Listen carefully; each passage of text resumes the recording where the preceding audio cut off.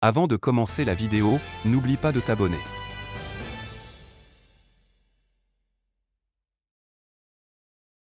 Création d'une plateforme de stockage à Orléans.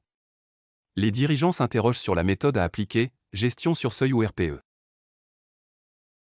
Il est important de se poser deux questions, quand commander et combien de quantité faut-il commander?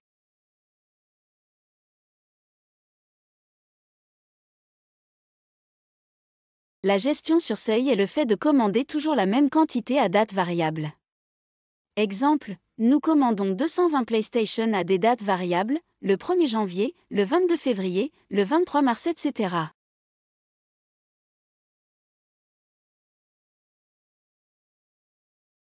Avant d'aborder la gestion sur seuil, n'oublie pas de t'abonner pour plus de contenu.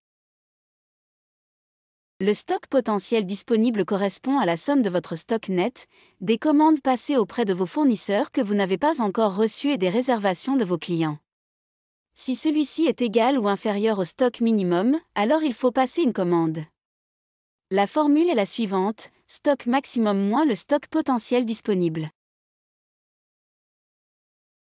Nous retrouvons ici les paramètres de gestion concernant la gestion sur seuil comme la consommation mensuelle, le stock minimum, la quantité économique par commande et le stock maximum. Coût de passation et coût de possession. Le coût de passation ou d'acquisition concerne les frais liés à l'approvisionnement des marchandises. Ce coût est annualisé.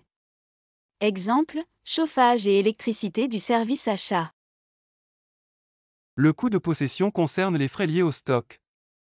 Exemple, amortissement lié au matériel de stockage. La formule du coût de passation est la suivante, total coût de passation divisé par le nombre de commandes.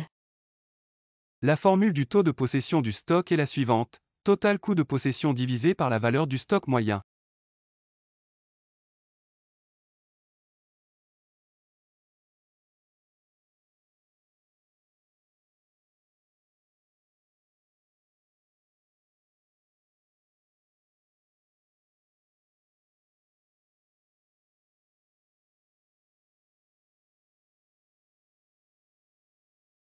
Zoom sur la RPE, révision périodique de l'existant.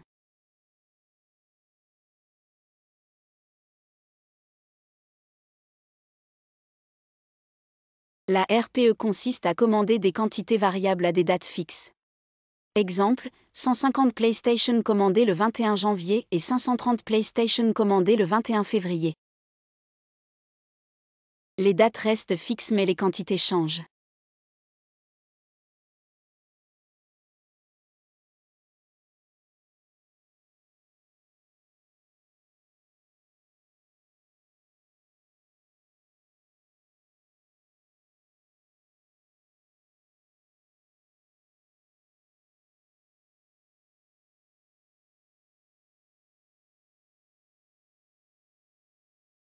La deuxième étape consiste à ajouter à la date de la dernière commande, la période de périodicité trouvée dans l'étape 1.